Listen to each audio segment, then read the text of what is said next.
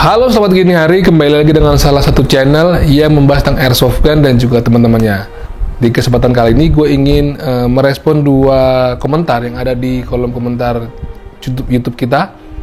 Yang pertama tentang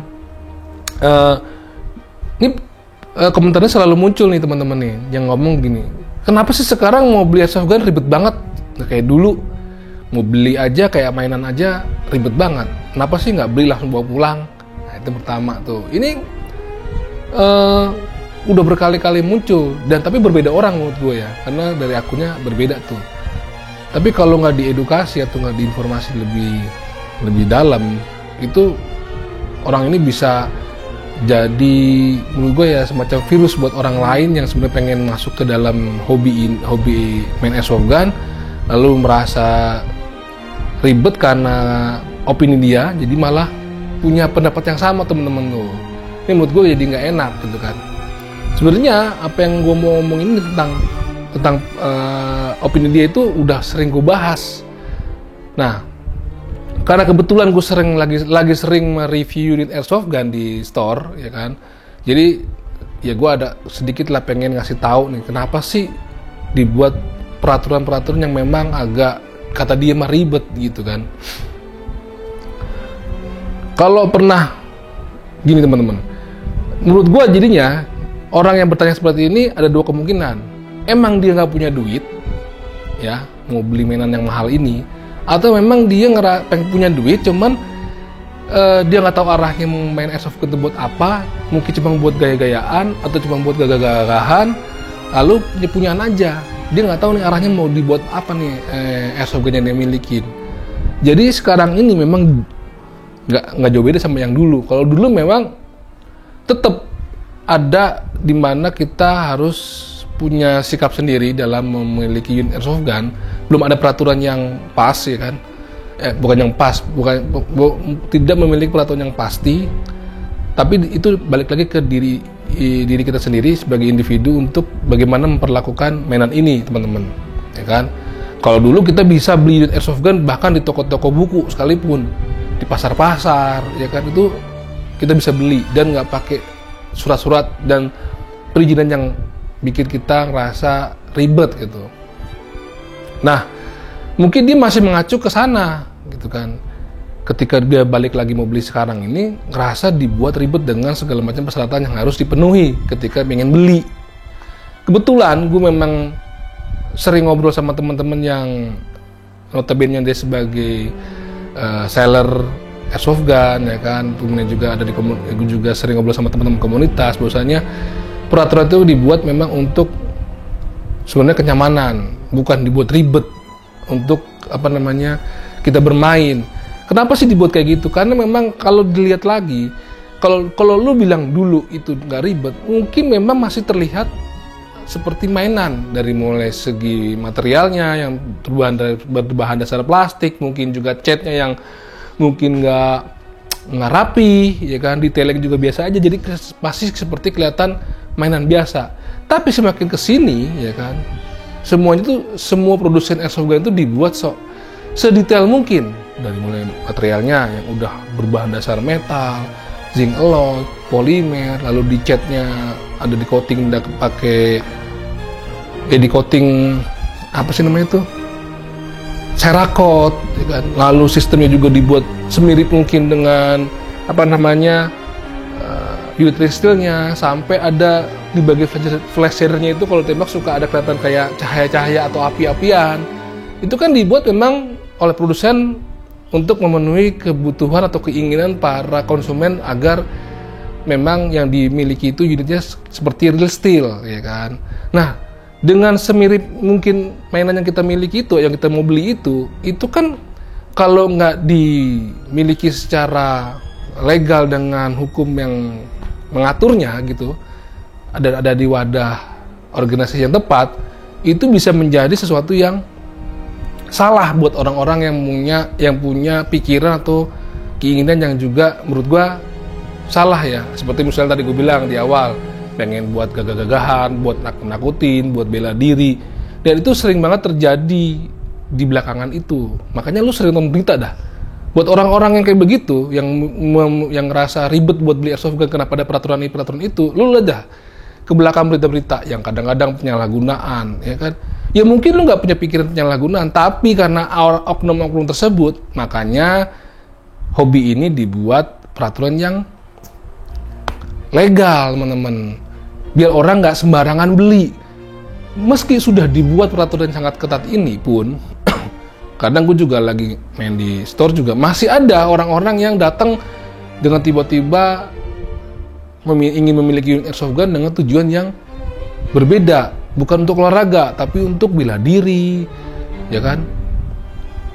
Gue pernah cerita di beberapa video sebelumnya, bahwasannya ada orang yang datang tiba-tiba nanya langsung, ini bisa buat nembak orang nggak? Sakit nggak buat nembak orang? Lah, dengan pertanyaan seperti itu aja, itu tujuan untuk memiliki unit itu juga udah salah gitu menurut gue.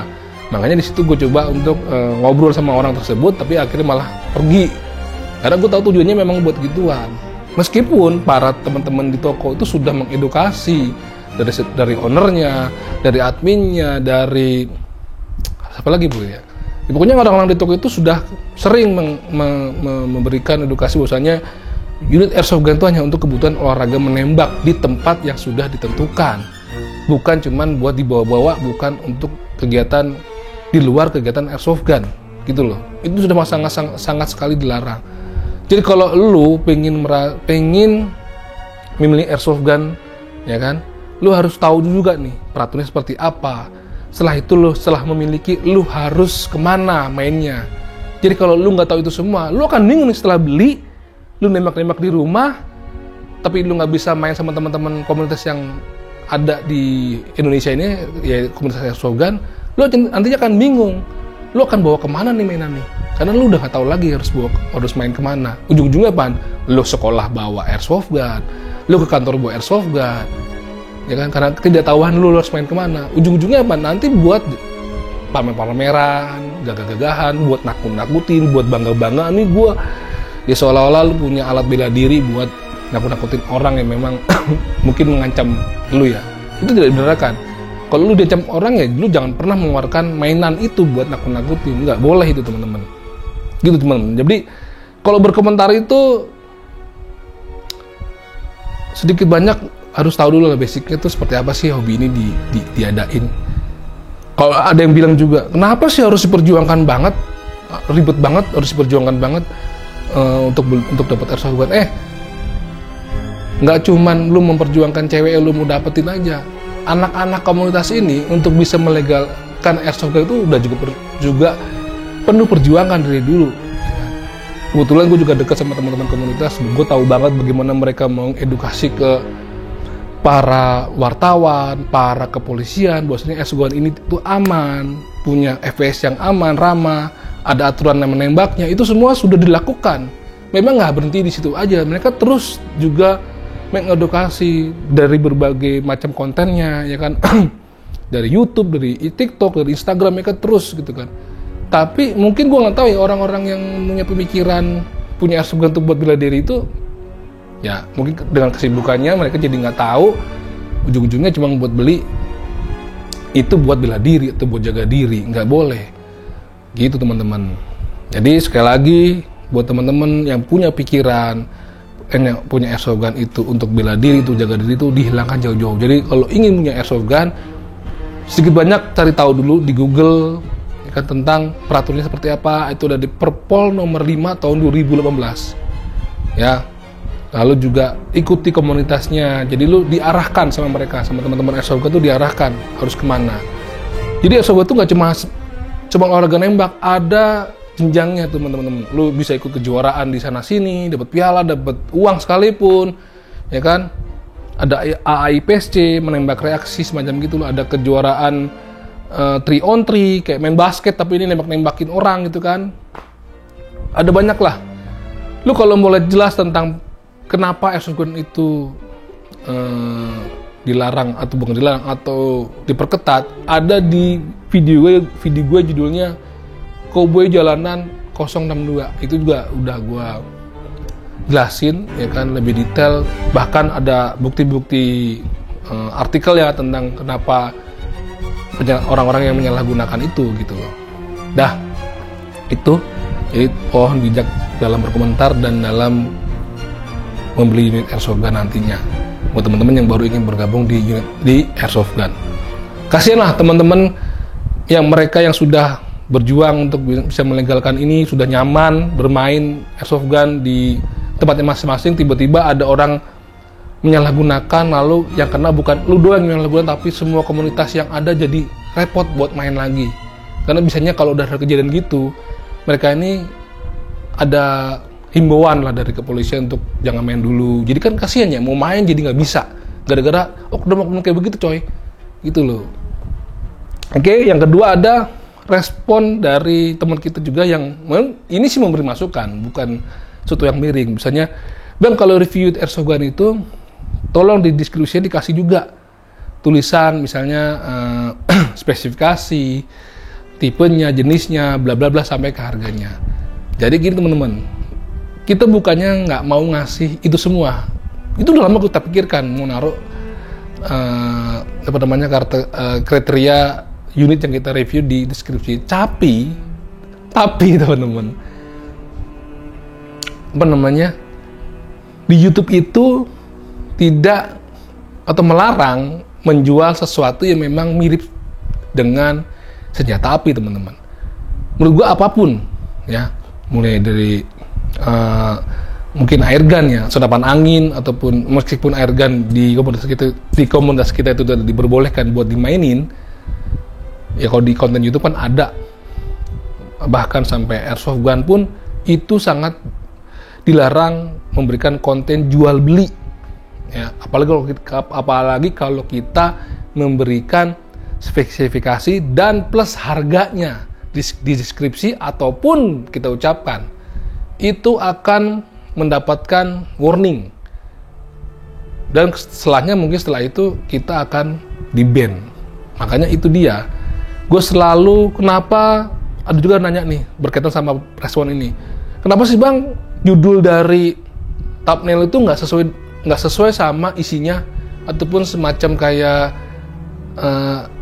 clickbait supaya orang mengklik video lu baru tahu oh ini barangnya apa.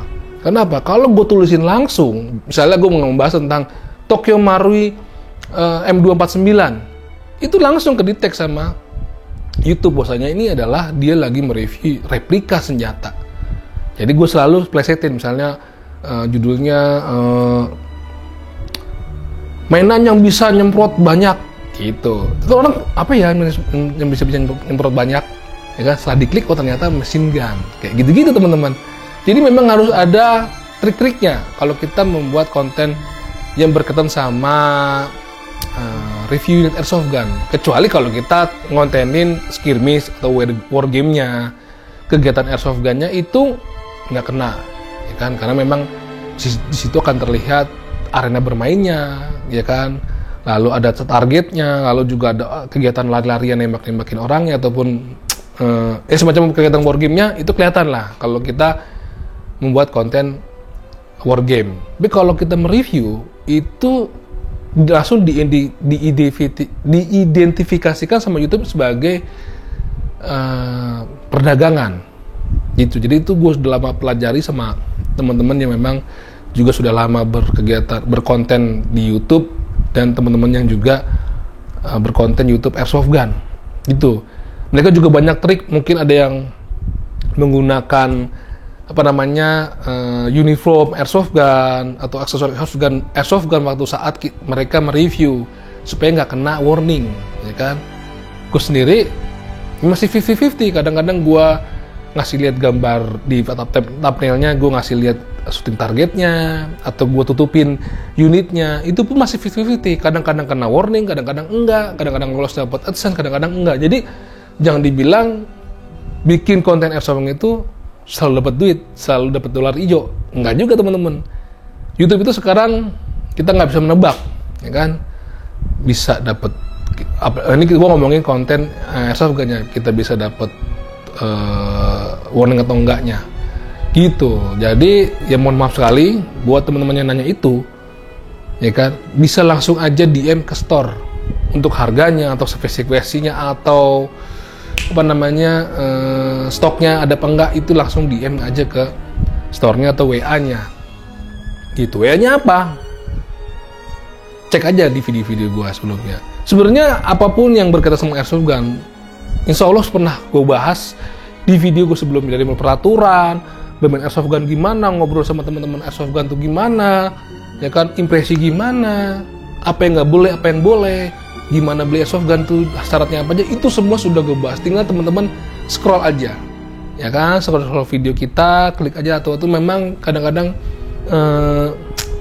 judulnya itu nggak, agak clickbait lah gitu. Jadi semoga teman-teman yang merespon itu, ucapin terima kasih atas responnya. Artinya baik itu yang miring atau negatif komentarnya, ataupun yang memang memberikan masukan, artinya dia sudah memberikan sedikit perhatian ke konten ini atau ke channel ini. Jadi aku ucapkan terima kasih. Silakan teman-teman juga cari konten kreator yang berkaitan sama airsoft gun. Semoga apa yang kalian inginkan di hobi airsoft gun ini yang mungkin baru masuk dapat kalian pahami gitu. Sampai jumpa di video sama gini hari berikutnya. Salam olahraga.